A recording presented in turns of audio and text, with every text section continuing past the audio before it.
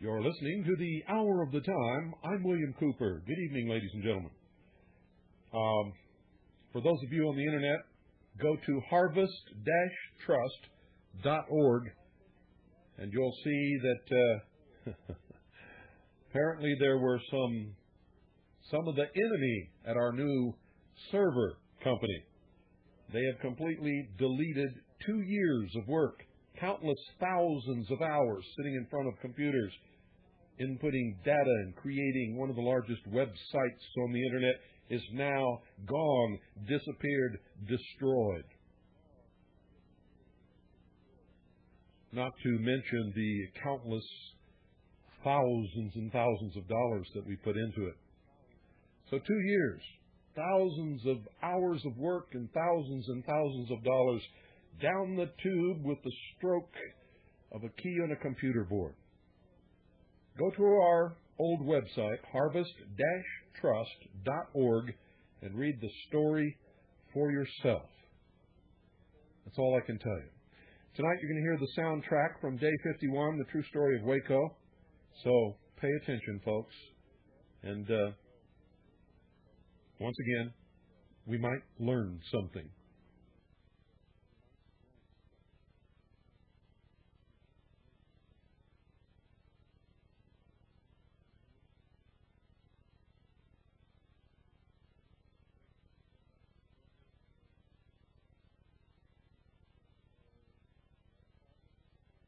Uh-oh, got a problem with the soundtrack. Well, I'm going to play some music, and I'm going to try to fix that. Sorry, folks. Don't know what's wrong, but I'll find out. And be right back.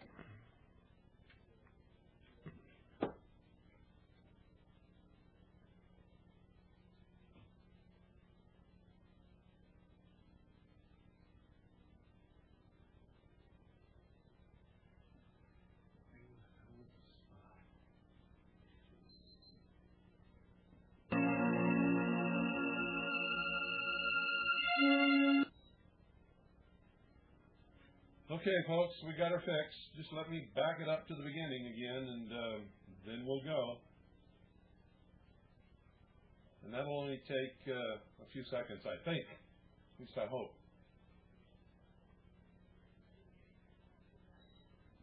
Okay, here we go. Sit back and pay attention.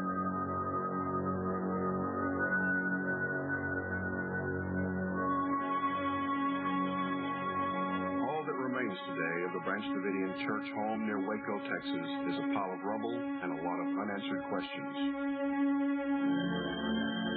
It did not happen in that way. But man is so impatient, and man thinks he's so intelligent. He tries to outdo God. But what the people did not understand is that they were fighting God. And if you read Psalms 2, you'll find out that God is laughing at people that think they have won the war. It's His war, and He'll finish it.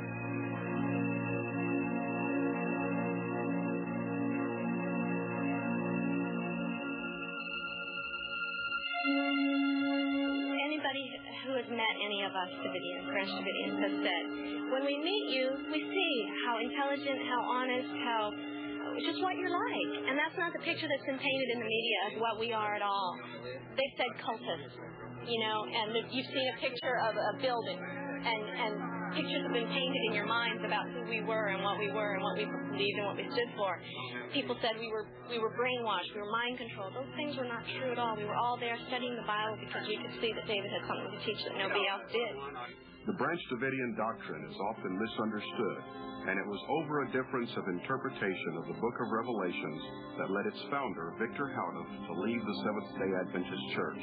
We believe that the Bible in its entirety, from the book of Genesis all the way through the book of Revelation, including some books that were not included in the King James Bible, are all prophetic, and they all point to the times that we're coming to today. He moved his followers from Los Angeles to Waco, Texas in 1935, purchased property near Lake Waco, and established the Mount Carmel Center. This original property was later sold, and the church moved to a location about 12 miles east of Waco.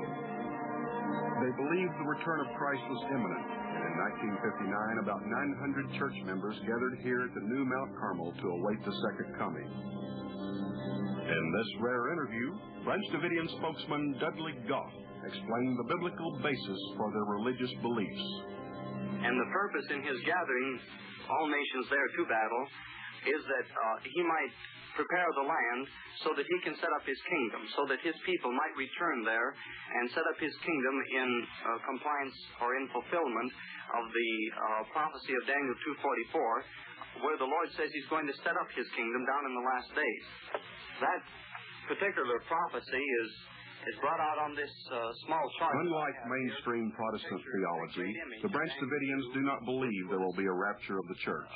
They believe Christians will endure the tribulation and suffer persecution for their faith. The image to pieces, and Daniel said that this stone is God's kingdom that is set up in the days of these kings that are represented by the toes. We have come down to the toes of time, the feet of the image, which would be divided. Daniel saw our day. He saw exactly what would happen, and he was told in Daniel 12. Daniel and Revelation are two books that go hand in hand. After the death of Victor Houteff in 1955, church leadership went to Benjamin and Lois Roden, but over the years their numbers slowly dwindled away. When Vernon Howell, who later changed his name to David Koresh, appeared on the scene in the 1980s, many thought it was a sign. He did his best. That's why everything he tried, he did his best. And he made an effort in letting us know he cared about us. And he was from the beginning, from Palestine up until the time when we started a big house there. He was always improving our life, always trying to help us. Every living soul that accepts Christianity, I challenge them to show me the 7 seals of Revelation 4 and 5. And if they can't do it, then I show them. And if they're honest, they'll see it. Like many survivalist groups today, the Branch Davidians began to prepare for the coming persecution. They purchased weapons for self-defense and stored food supplies to sustain them. A lot of people vilified the Branch Davidians because they had a lot of food, they had a lot of ammo, they were sort of separatists, survivalists, waiting for Armageddon. And, you know, while you might not want that sort of person next door to you, there's really nothing wrong with it. There's nothing illegal about it. There's nothing that... When a disgruntled church member, Mark Brough, was expelled for improper conduct, he went to the authorities with fabricated stories of child molesting and weapons violations. Him having sex with underage girls and molesting children and so forth was something that was cooked up by members who were booted out for immoral behavior. And the FBI and the ATF. It was a good excuse to do what they did out of Mount Carmel. The Bureau of Alcohol, Tobacco, and Firearms was originally established to collect taxes for the U.S. Treasury Department. Today, their mission is the disarming of the American civilian population. Therefore, the Branch Davidian Church near Waco became a target for extermination.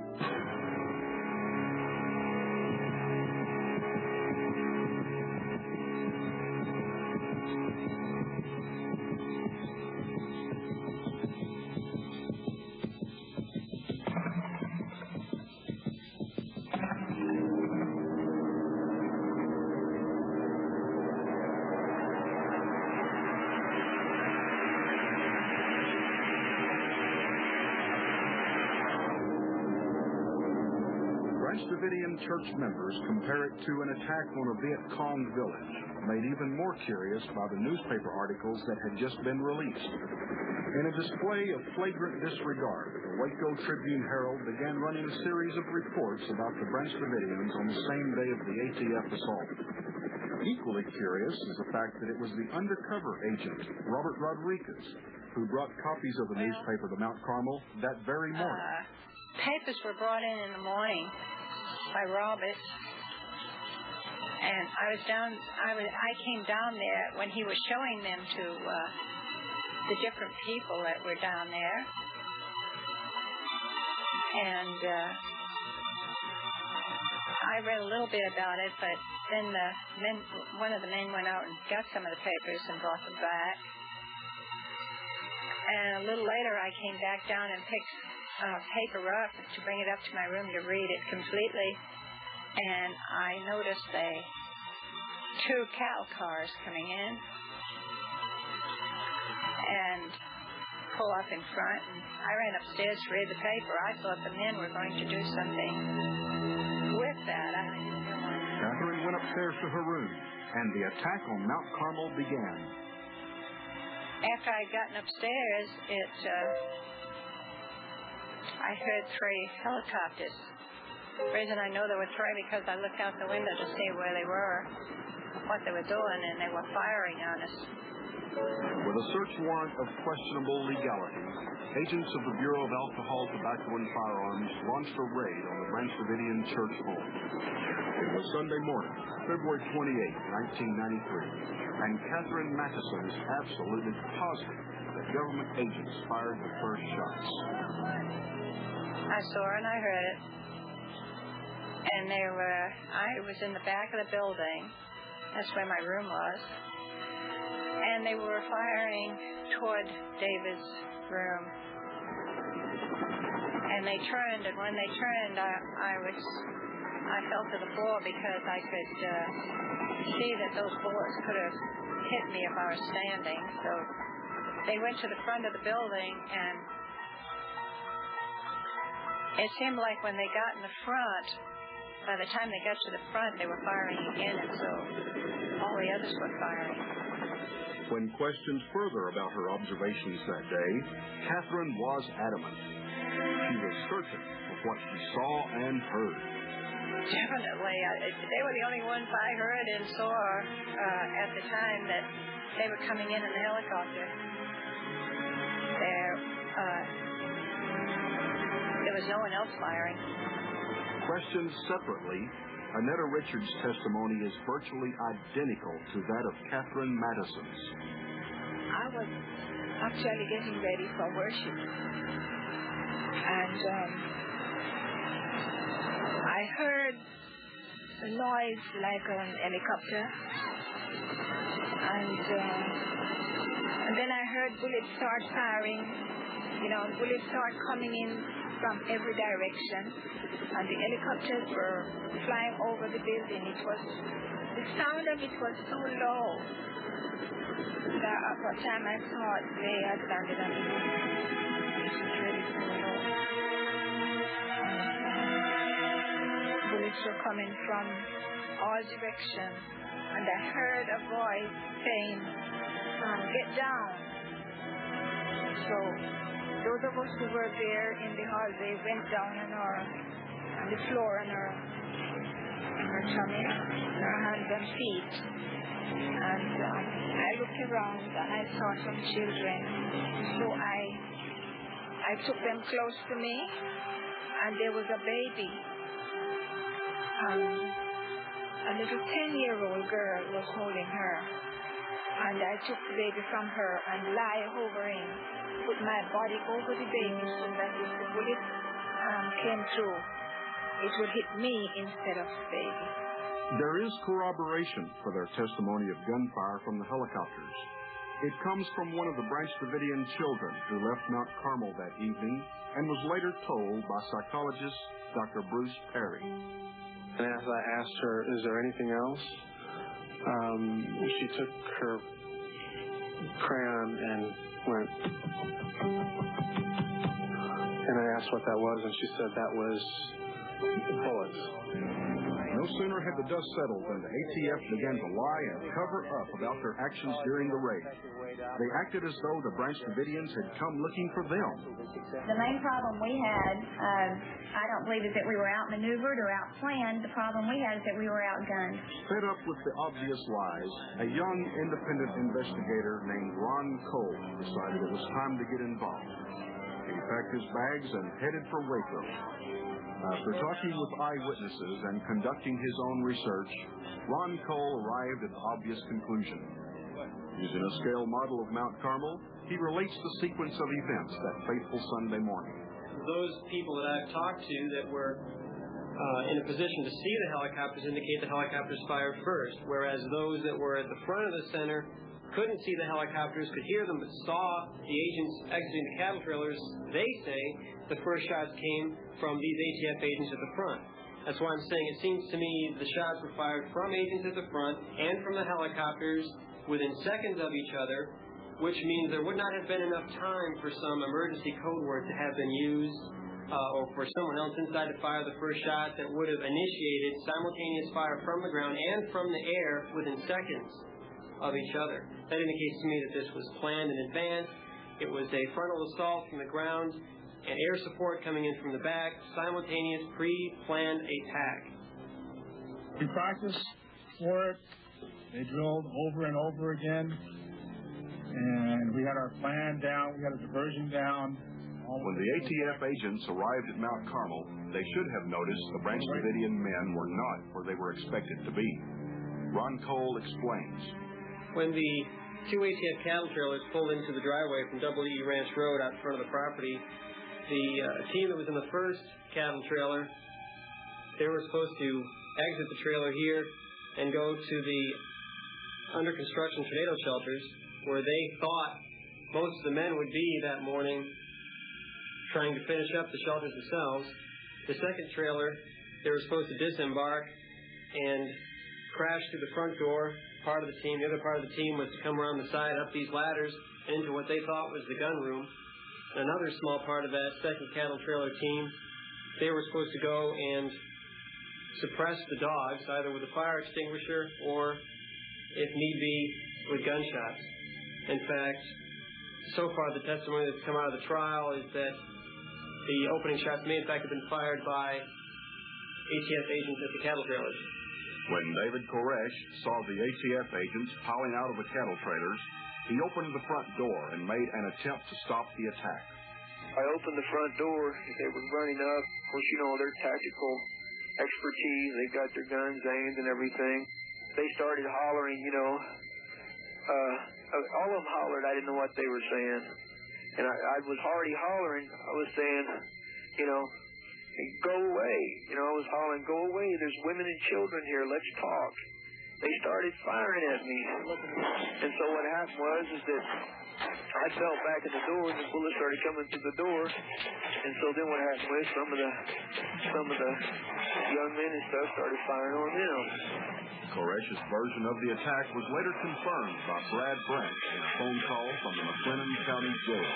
When they jumped out, David opened the door and put his hand out and said, now hold on, we have women and children in here. The bullets started hitting the door and all through the foyer, and that's when we slammed the door. 6 Branch Davidians were killed during the attack. Among them was Australian-born Peter Gent, who was working inside the old water tower and simply looked out to see what was going on. Peter Gent was shot here on top of the water tower while he was working, cleaning out the inside of the water tower. He came to the top level that he had built. He built several levels so that he could clean out the inside of it from top to bottom, and when he poked up over the top level there, he was shot. David Koresh's father-in-law, Harry Jones, was standing behind him when he opened the front door. Jones took several bullets meant for Koresh and died about an hour later. The child's testimony to Dr. Perry concerning the holes, the dots that she drew in the roof, corroborate with what a lot of other people that were in there said, including Catherine Madison and Dick DeGuerin.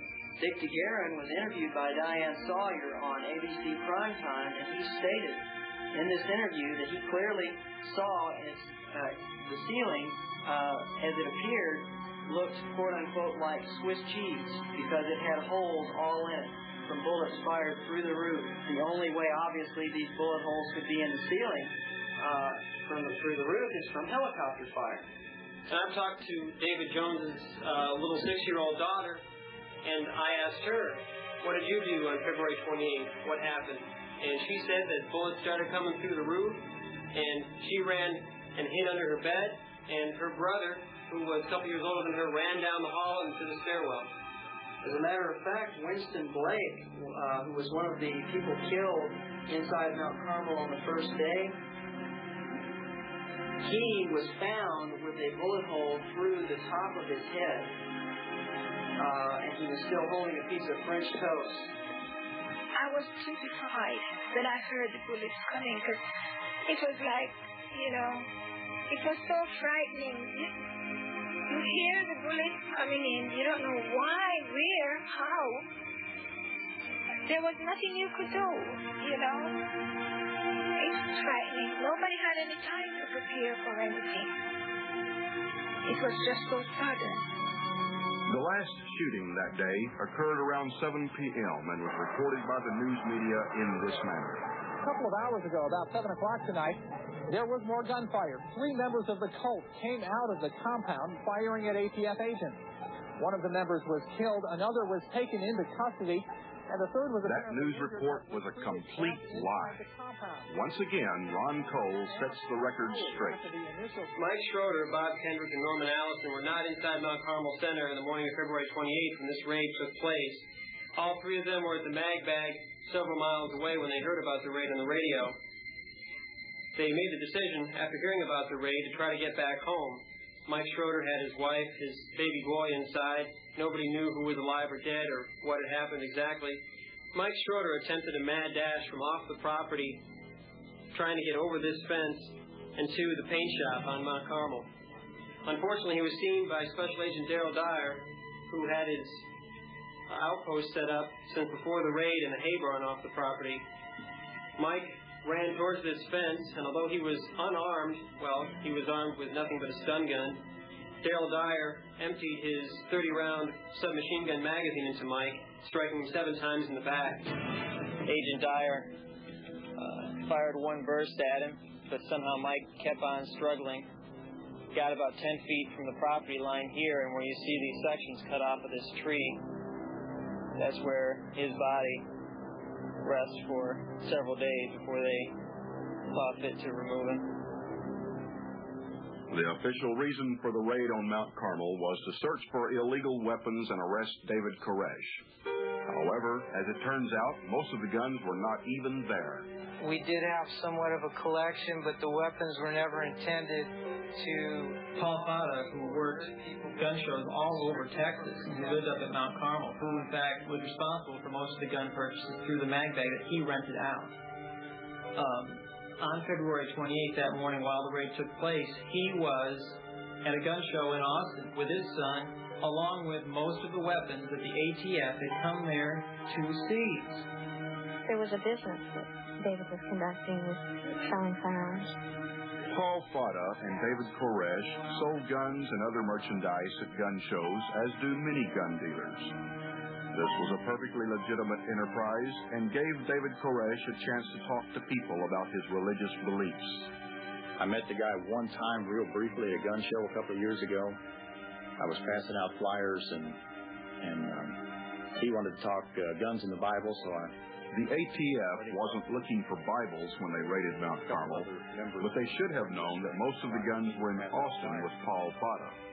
The ATF had an undercover house across the street, 100 yards away from the front door of Mount Carmel Center.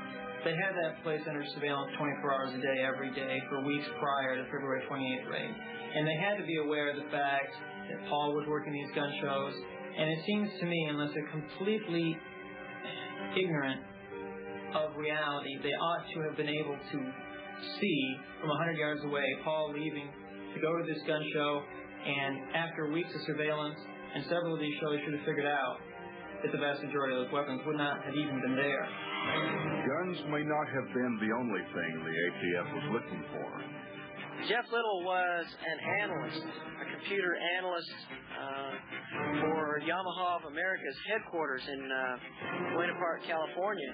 And Branch Davidians Jeff Little and Wayne Martin had been conducting their own investigation of the ATF using computers located inside Mount Carmel. I think that the possibilities for Jeff Little and Wayne Martin to have been able to tap into information concerning the ATF or any other part of the federal government would be very high.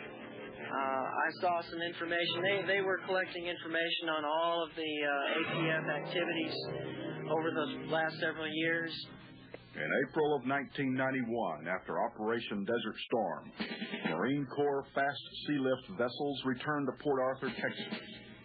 A ship's officer who refused an interview and does not wish to be identified says that his ship's cargo hold was full of helicopters. Concealed inside the helicopters were thousands of weapons confiscated from captured Iraqi soldiers.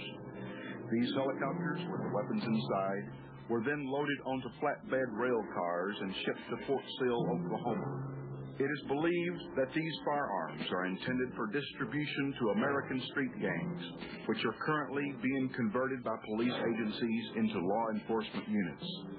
The weapons, of course, would not be traceable.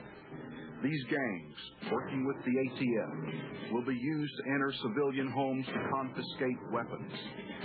Is it possible that Jeff Little and Wayne Martin accessed classified government computer files through a back door and had obtained this information?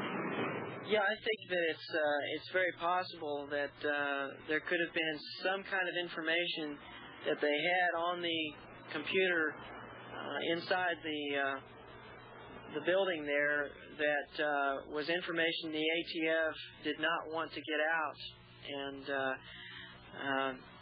I think they seem to be awfully anxious to get into that one window that everyone saw them going into, and there's a possibility that it might have been something besides guns they were after.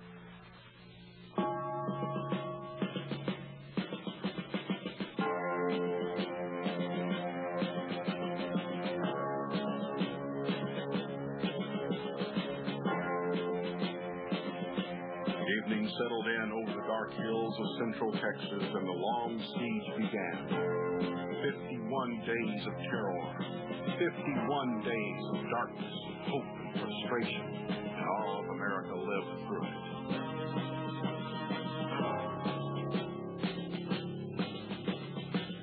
Never before in the history of law enforcement has so many personnel exerted so much effort for so little reason. Search warrants primarily listed conversion kits, which may have altered an AR-15 assault rifle, which might have been installed by the Branch Davidians, which could have created an illegal machine gun. To make such a weapon legal, a $200 tax must be paid. Therefore, the ATF and FBI ultimately spent $7 million in order to collect 200 bucks. The police believe David Koresh was a vicious criminal guilty of kidnapping, rape, murder, and all sorts of heinous crimes? No, they did not. Clinton County Sheriff Jack Harwell knew David on a first-name basis, and in 1987, following a shootout with George Roden, had arrested David and searched the property without incident.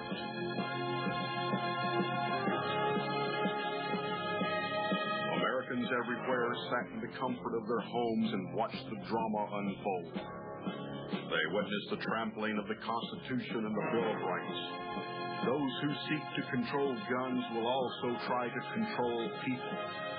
Those who control the masses care not for the lives of innocent men, women, and children. The standoff at Mount Carmel gradually evolved into a surreal cosmic struggle between good and evil, freedom and slavery, free will and tyranny.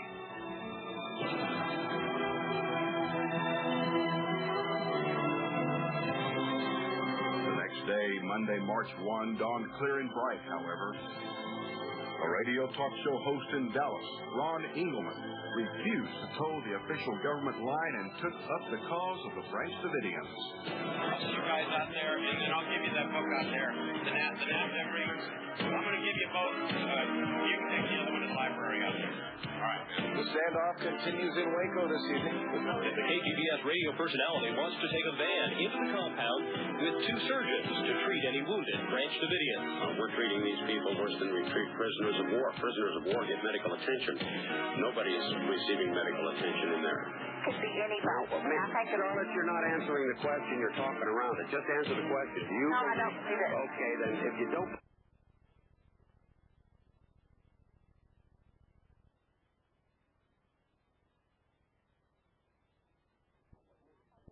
I take it on that you're not answering the question. You're talking around it. Just answer the question. Do you? No, I don't see that. Okay, then if you don't believe. Why did they kill Randy Weaver's wife? Why did they kill Randy Weaver's 14-year-old son by shooting him in the back 4 times? Our government has run amok. The FBI, and particularly the ATF. That's the problem. The first article they wrote says in the article they have a 50 caliber machine gun. Well, they've never been able to find that 50 caliber machine gun. I'm just saying what the ATF did was illegal. Why are they coming into our state the way they're coming in here and just acting like a bunch of renegades? The entire Branch Davidians were hostages of the ATF. They didn't surrender. They were leaving their homes when they left. Ron Engelman was outraged over the attack on this peaceful religious commune. The siege was underway and Ron wanted to help. Monday morning, I decided I'm going to tear him a new ass, the ATF.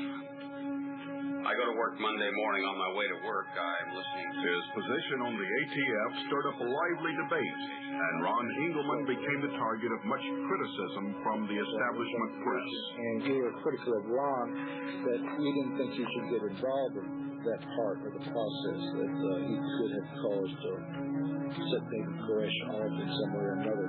We don't know. Throughout that first Sunday evening, some of the Branch Davidian children were sent out in exchange for the FBI allowing a message from David Koresh to be broadcast over Dallas station KRLD. My Father, my God who sits on the throne in heaven, has given me a book of 7 seals. In Revelation 10, verse 7 of this sealed book, the mystery of God is to be finished. David Koresh believed, as do all of the Branch Davidians to this day, that they were at the 5th seal. And the 5th seal meant that there was going to be something was going to happen to those that believe in God. At that night, as he was able to broadcast and give messages over the radio, in order for him to do that, he would have to force 2 or 3 children to leave their home, to leave their parents, and go into the custody of the same people that had just killed a number of those inside, had wounded a number of those inside, had terrorized everyone inside, and had now had the place surrounded. And these little children were forced to leave their home and go into the hands of those people. I don't know if I would allow my child to do that. On day 3 of the siege, Tuesday, March the 2nd, David Koresh sent a tape out with Catherine Madison. The agreement was they would all come out if the tape, a 58-minute sermon, was broadcast on radio stations during prime time. They were supposed to play the tape at prime time. Now that could have meant 2 different things. Prime time or drive time on radio would be like from 4 to 6 in the evening. Prime time on television would be like from 7 o'clock till 10 o'clock or 8 o'clock till 11 o'clock. And that's when they wanted the tape played. The tape was actually played at 1:30 in the afternoon, and there's every possibility in the world that they were not listening to the tape or listening to the radio when the tape was played, and therefore never knew that the tape was played. That may be one of the reasons they didn't come out. The Branch Davidians did not leave Mount Carmel following the broadcast of David Koresh's sermon. The FBI said that David had lied to them. But later, Sheila Martin told us the actual reason for not coming out. That's one of the reasons David stayed in. He knew that the land would become ours free and clear, my understanding is. On or about March 22nd, 1988, a Waco judge issued a verbal order that the Branch Davidians must occupy the 77-acre plot of land continuously for a period of 5 years. Then it would become legally theirs. The 5-year period would not expire for another 20 days. Inside Mount Carmel were about 100 people. They represented a diverse racial and cultural mix of nationalities, but were all there for one purpose only, to study the Bible. We were trying to live in the community like the early apostles did, sharing all things, having things in common. That's why we live together as a family, Like Christ said to the people of his day, who are my brothers and my sisters and my mother? These that are with me that follow me and do what I say. Their leader, of course, was David Koresh. Contrary to what the FBI told us, David never claimed to be Jesus Christ. The people inside Mount Carmel followed him because they believed he was a prophet and had great skill in teaching the Bible. We liked being there. When we had the long studies, it was because we were just having fun. And the long studies were just something that was a combination of a lot of things. It wasn't that we sat there all the time. And we would have breaks. We'd go off and check on the children and see what things we were going to fix for breakfast. And then we'd come back and, just normal things. It just appears to people. But when you like something, you're going to sit there and you don't mind. And many times it would be 1 o'clock or 2 o'clock in the morning. You'd say, it's getting late. And we'd say, no, it's all right. And he would take us and put us high level. I couldn't follow him. I like the scientific, anything scientific. He went into things about space, things about just anything. He hit every subject there was. And he could give you knowledge about it like you would never learn anywhere else. Vernon Howell thinks he's the Lamb of God, when all he is a cheap thug who interprets the Bible. Whatever you may think of David Koresh, just remember that your opinion was established by the FBI, which had a tremendous stake in villainizing him. The persons who follow true religion follow a message, a ministry. Persons who follow a cultic leader follow a man, a messenger, a person. And mainstream religious leaders such as Dr. Jerry Falwell joined the government's critical view of David Koresh. My main object was following truth. It was not following a person. Their religious belief, that's their belief. I mean, each person's religion is his own business. I mean, just like each person's politics is. I mean, those who lived near Mount Carmel, such as Walter Dulock, proprietor of a grocery store in Elk, knew the Branch Davidians and had no problem with them. Yeah, there's one guy, this fellow Woodrow Kendricks, that they got charged with murder.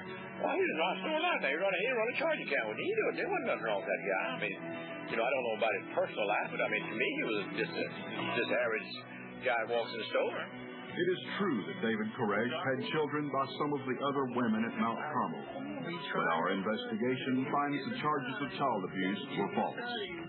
There were several previous state investigations which also failed to produce any evidence of abuse, and the case was officially closed on April the 30th, 1992. We had no evidence, so it was a very frustrating time for us.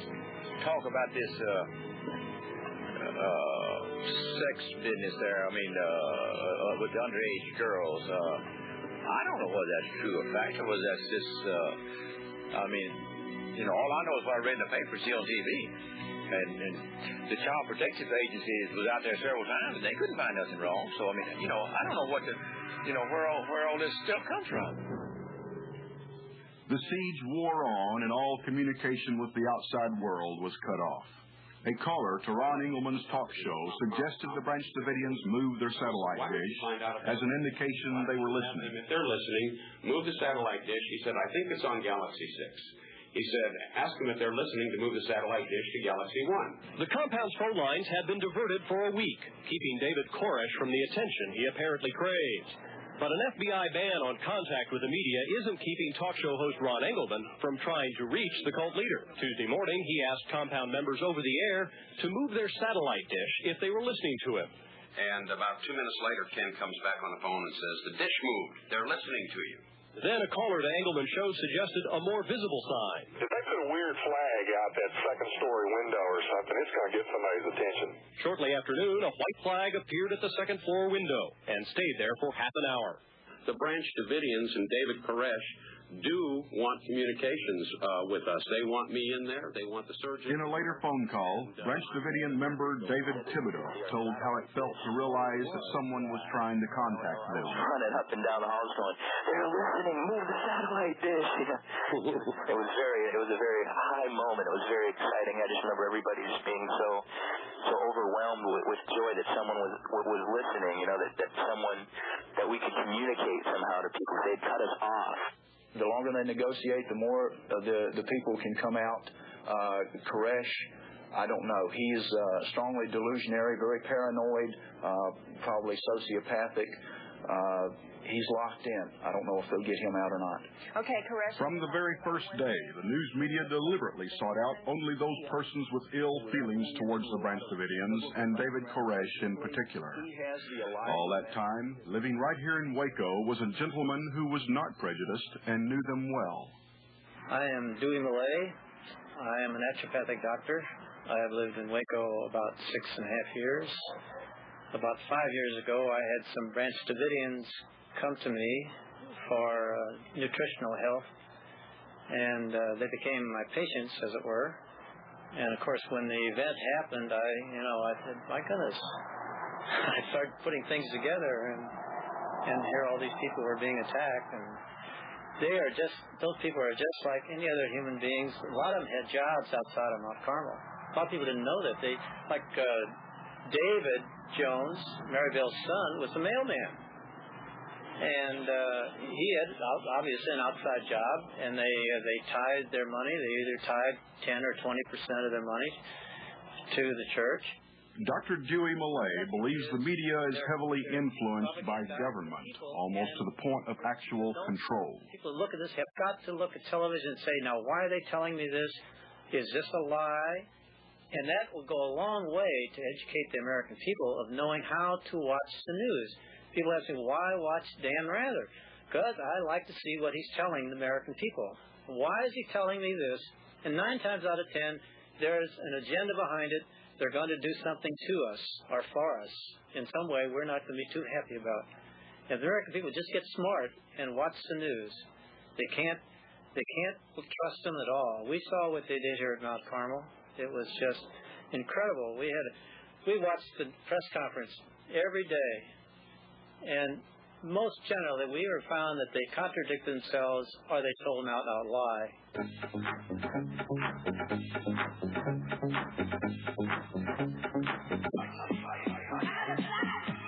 ATF agents attempted to arrest the head of the cult, a 33-year-old man who claims to be Christ. He's been described as a beer-drinking guitar player with 15 wives, claims to be Jesus Christ. They have homemade explosives, semi-automatic and automatic weapons, hand grenades, grease guns. One of the latest reports we had was that there was nitroglycerin in ponds. There would be absolutely no reason in the world to keep nitroglycerin down there. It's ridiculous. I'd be careful about just filling air when there's really nothing to say, so you start using rumors. I imagine if they hadn't taken what was given, they'd have had nothing to say. The FBI had taken control of this scene, and media was told to pack up and move several miles away to the roadblock and out of sight of the Davidian compound. It didn't take long for the lights to start coming down and for the miles of cable to be pulled and packed up. Authorities knew he didn't want to move. The FBI said news reporters were moved back out of concern for their safety. What about safety for this cameraman during the race riot at the Dallas Cowboys victory parade? Who's concerned for the safety of this news crew in Palestine's West Bank or this recent student uprising in Paris? How about the news crew shooting this little New World Order police action? Aren't they in danger of being shot at?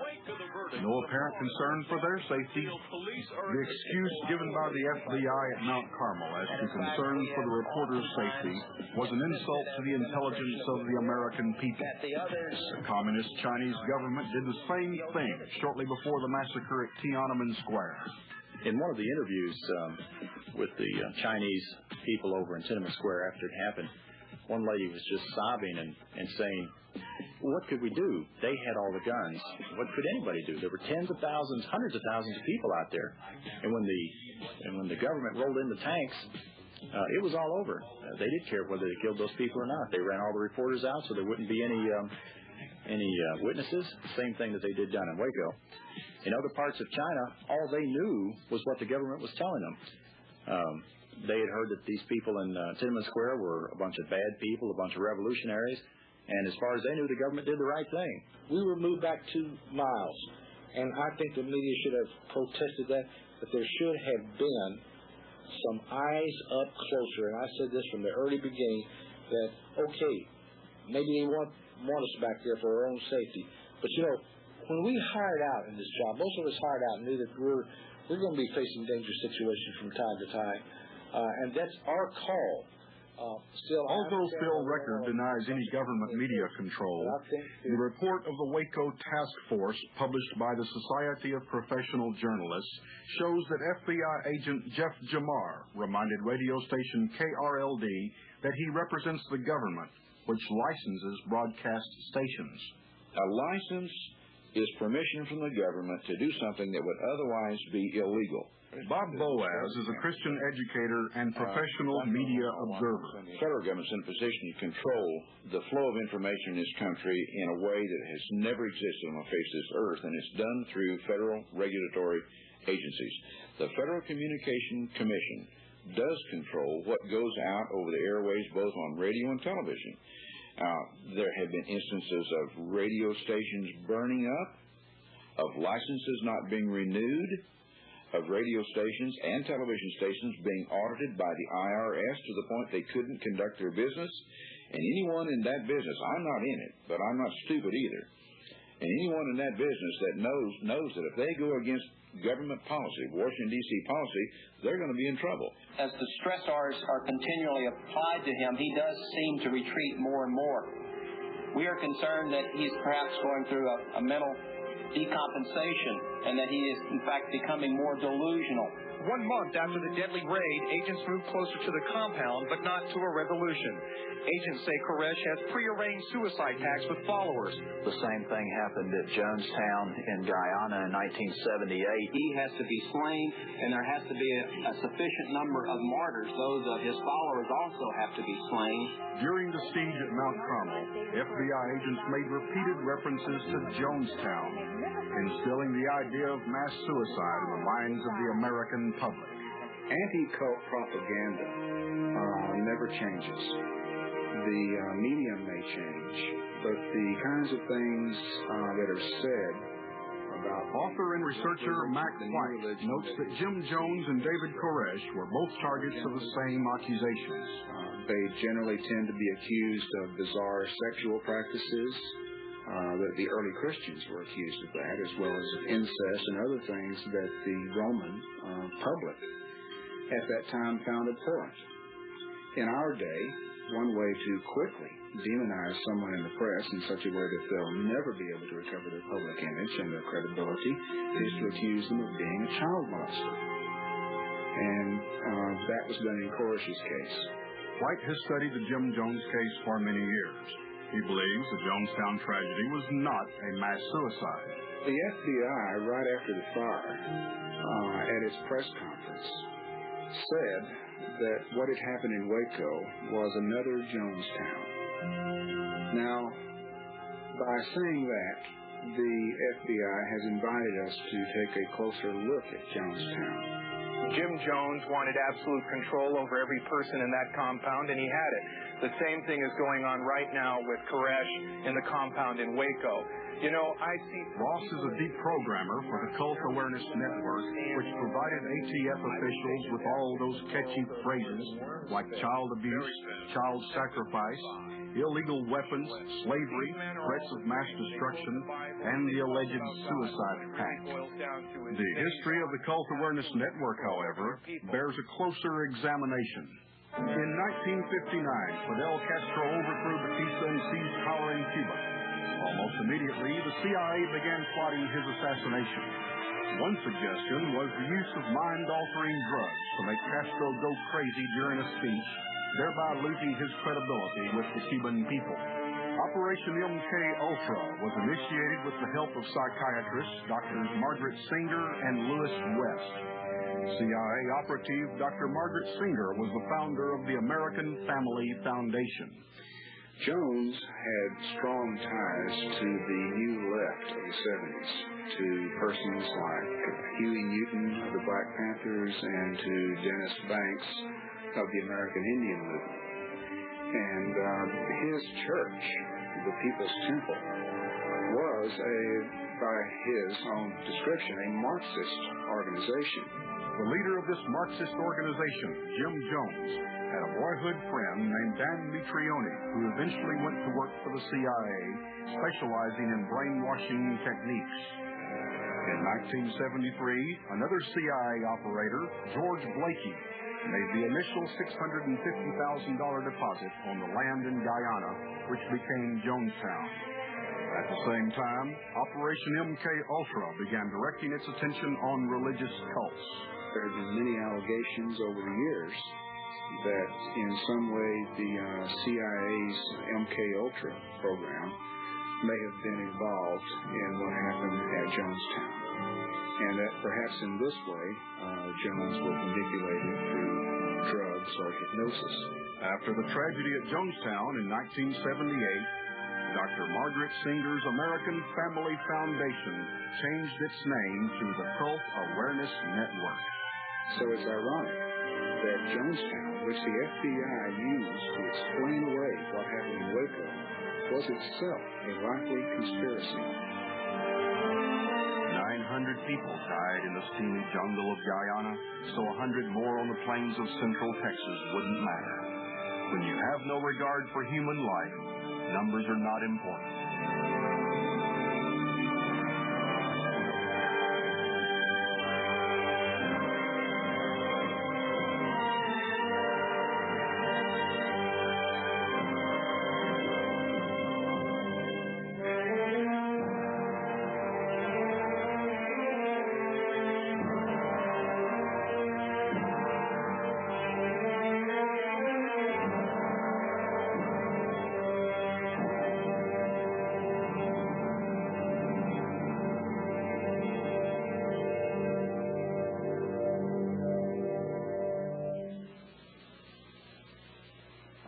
I happened to be over at the Brickey Hotel. I was seeing Catherine Madison, Branch Davidian, and after I was through visiting with her, I was downstairs talking to Rita Riddle, and the phone rang, and it was Derek Lovelock saying that he had been released from the county jail and would somebody come get him.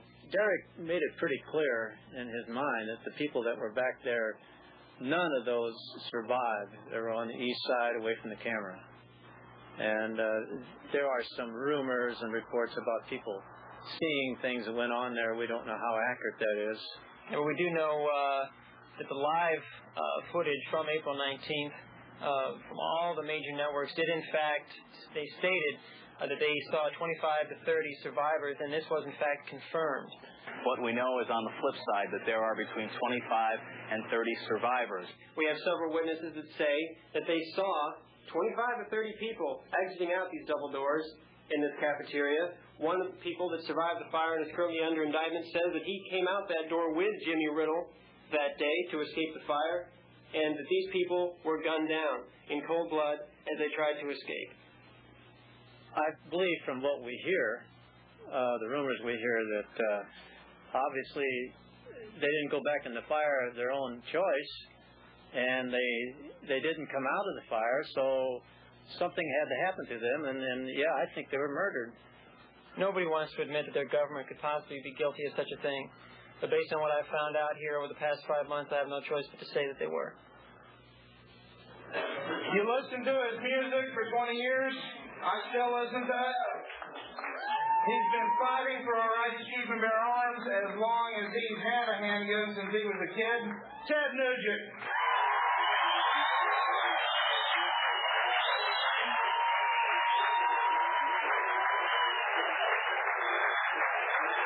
Thank you very much.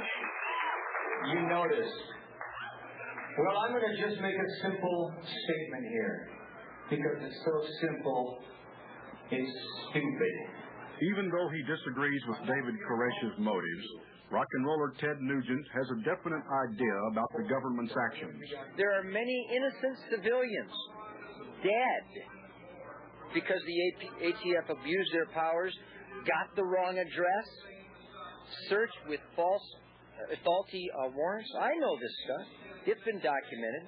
Where is this investigation? I'd be willing to let Bill get by with whitewater for a while till we find out who the murderers are in our government. And that's what's happening.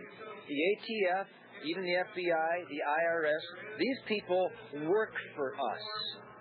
They are responsible to the American people. They are not being responsible to the American people, and I am deeply saddened. I am hurt.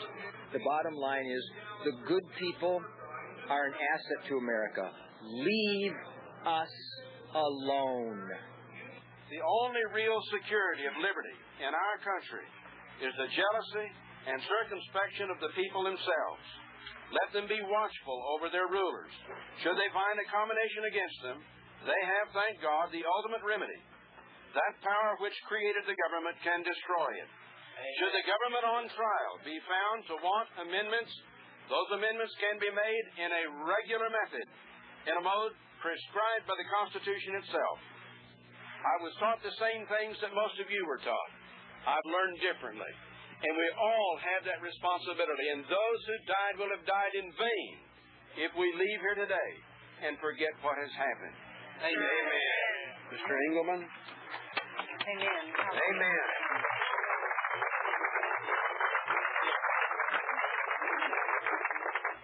I'd like now to read the names of all of those that lost their lives here during that 51 days. Cyrus Howell, David Koresh, Rachel Howell, Star Howell, Sherry Jewell, David Jones, Harry Jones, Michelle Jones, Serenity C. Jones, Bobby Lane Koresh, Steve Schneider, Judy Schneider, Mayana Schneider, Sonia Murray, Douglas Wayne Martin, Wayne Martin Jr., Anita Martin, Sheila Renee Martin, Lisa Martin, Floyd Peter Gent, John McBee, Peter Hitzman, Ulrich Scott Shinobi, Beverly Elliott, Floracita Susan Benta, Sherry Doyle, Pablo Cohen, Raymond Bryson, Kathy Andrade, Jennifer Andrade, Chanel Andrade, Mike Schroeder, Sandra Hardile. The following names we don't have the last names of: Stone, Sonia, Rebecca, Dabo, and a pair of unnamed twins. The ATF agents also lost their lives here, and we're here to memorialize all of those that lost their lives. The following BATF agents: Stephen Willis, Robert J. Williams, Conway LeBeau, Todd McKenna. Now, I think we'd like to spend about a minute just in silent prayer, if you don't mind.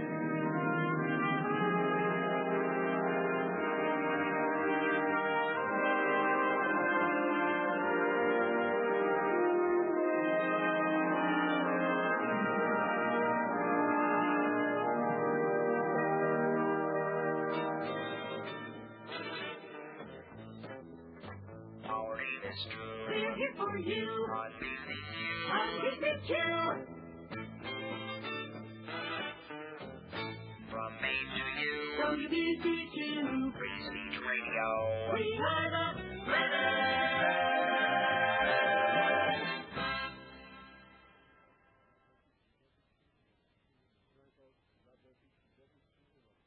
Good night, folks. God bless each and every single one of you. Good night, Annie. Prue and Allison, I love you dearly.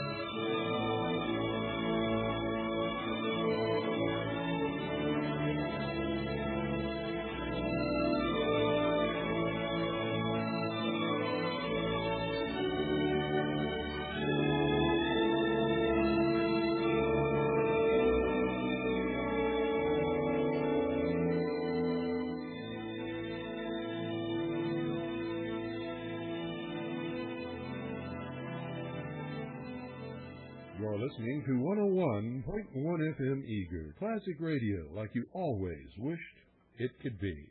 101.1 FM is your community service non-profit radio station.